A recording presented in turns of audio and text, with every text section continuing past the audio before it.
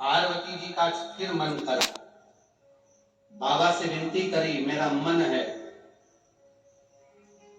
मेरे नाना के घर में पितृलोक में मुझे अपने नाना से मिलने के लिए, पितरों से मिलने के लिए जाना।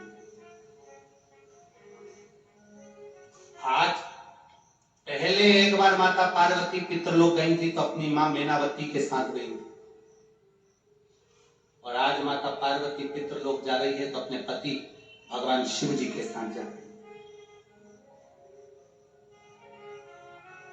मेरे नाना के घर में चलिए, पितृलोक चलिए। शिव जी कहते हैं पार्वती हम और पितृलोक, हाँ आप मेरे साथ पितृलोक चलिए। शिव जी कहते हैं मैं पितृलोक जाऊं? हाँ।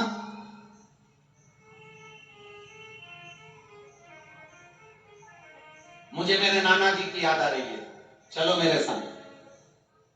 देव अधिदेव महादेव ने पार्वती जी का कहना माना, शंकर भगवान पितृलोक की ओर जाने लगे।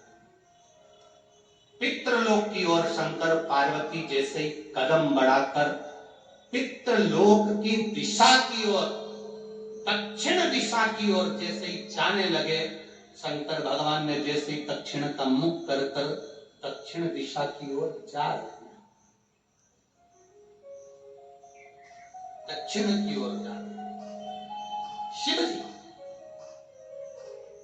जब दक्षिण दिशा की ओर जाने लगे, सारे की सारे पितर, सारे की सारे 33 कोटि देवता, सब 33 कोटि देवता, पितर, वासुक, आहुत, जितने जितने देव होते हैं संसार के सारे देवता शिव जी की ओर आने लगे, शंकर भगवान की ओर आने लगे। सब शिव जी की ओर आते हुए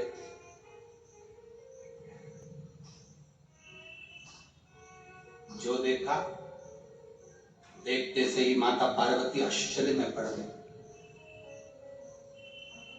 बहुत समझने वाली कथा है, शायद हमने भी अपनी जिंदगी में पहली बार इस संवाद को बांचा है, और जितने आस्था चैनल पर कथा सुन रहे हैं और जितने मोबाइल पर और जितने इस कौड़िया गांव में सुन रहे हैं, इस संवाद को पहली बार आप लोग भी सुन रहे हैं, पहली बार सुन रहे हैं। हमने भी अपने जीवन में पहली बार इस संवाद को बांच रहे हैं, इस संवाद को पहली बार। पितृलोक के देवता पार्वती जी शिव जी से कहती हैं हमारे नाना के घर चलिए।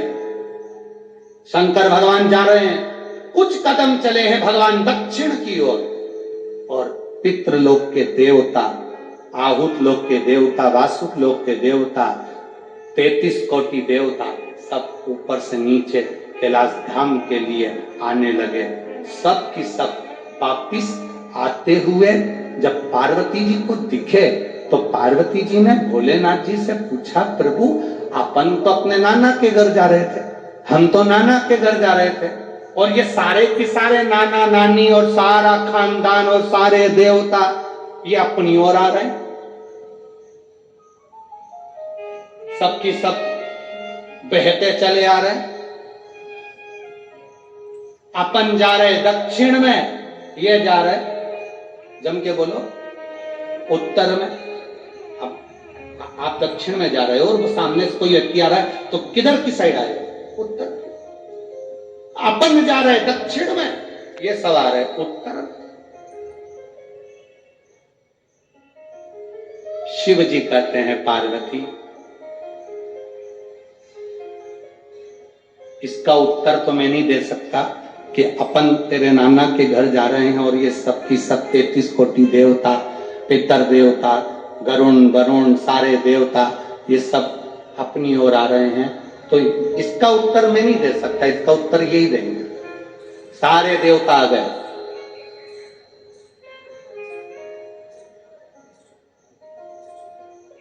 सब की सब शंकर जी की ओर जा रहे हैं। शंकर जी जाते हुए दिख रहे हैं, शंकर जी जाते हुए दिख रहे हैं दक्षिण की ओर, और ये सब उत्तर की ओर।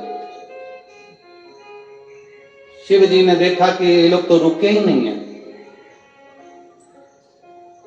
भोलेनाथ डमरू खड़का, जो डमरू खड़का, शिव जी ने अपना मुख उत्तर का करा, देवताओं ने अपना मुख दक्षिण का करा, शंकर जी ने पार्वती के सम्मुख में पूछ लिया, आप कहां जा रहे हो?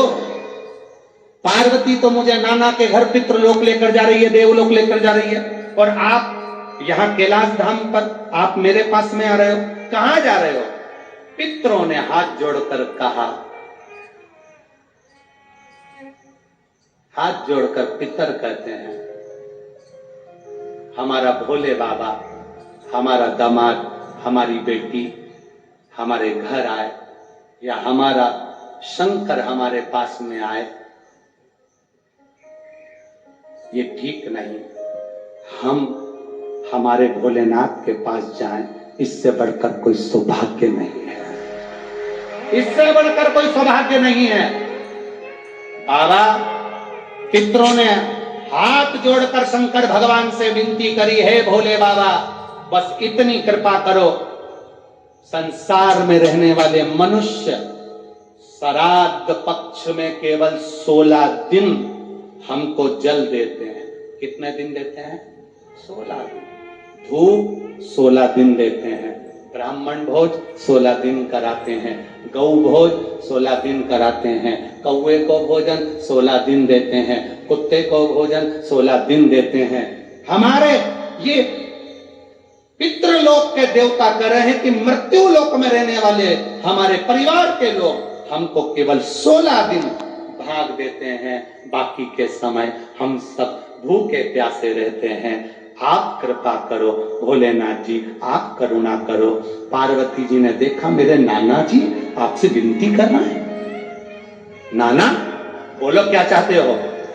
पितृलोक से पितरों ने और देवताओं ने कहा, भोलेनाथ आज हमें वर दे दीजिए, आपके ऊपर जब जल चढ़ेगा उसका एक कंश पितरों को, देवताओं को, सबको प्राप्त होगा। शिव जी ने कहा, हम वर तो दे देंगे पर मना नहीं, वर देने में मना नहीं है, हम तुम्हें वर दे देंगे कि हमारे ऊपर चढ़ा हुआ जल पितरों को भी मिलेगा, देवताओं को भी मिलेगा, देवियों को भी मिलेगा, पर हम आपसे एक वर चाहते हैं। शंकर जी ने जैसे ही कहा वर चाहते हैं तो पितर बोले, कौन सा वर? शंकर भगवान कहते हैं, हम आपसे केवल इतना चाहते हैं, अगर कोई हमारे मंदिर में आकर शिवलिंग पर जल चढ़ाएगा उसका एक भाग तुम्हारे खाते में जाएगा, पर आशीर्वाद आपको देना पड़ेगा कि उसके घर में कभी पितृ दोष नहीं होगा,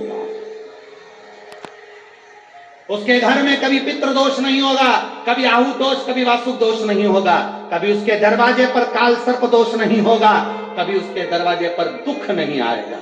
पितरों ने वचन दे दिया, जो शंकर जी पे जल चढ़ाएगा, पितर कहते हैं अपनी बेटी पार्वती को देखकर, अपनी नातिन को देखकर, हम उसके घर से कभी भी दुख नहीं देंगे, हम उसको झोलियां खुशियों से भर देंगे। हम वो पितर।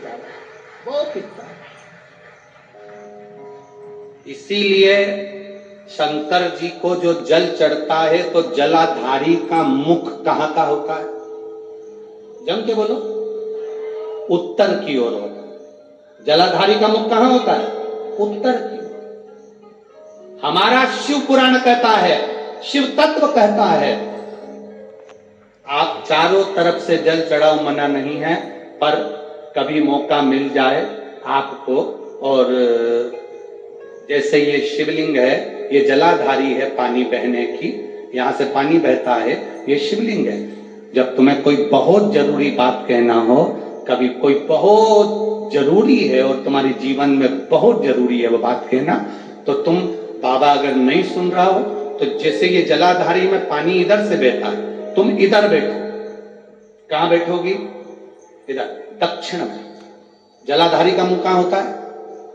उत्तर में। आप यहां बैठो और यहां बैठकर बाबा की पूजन करो, यहां बैठकर जल चढ़ाओ। वो पानी यहां जब बहकर, तुम यहां बैठकर जब जल चढ़ाओगी, दक्षिण में बैठकर उत्तर की ओर मुंह कर जब जल चढ़ाओगी और उत्तर में ही पानी बहकर जाएगा, तो तुम्हारे को रिजल्ट जल्दी आएगा। ये निश्चित है, आपका फल आपको मिलेगा। प्राप्त होगा।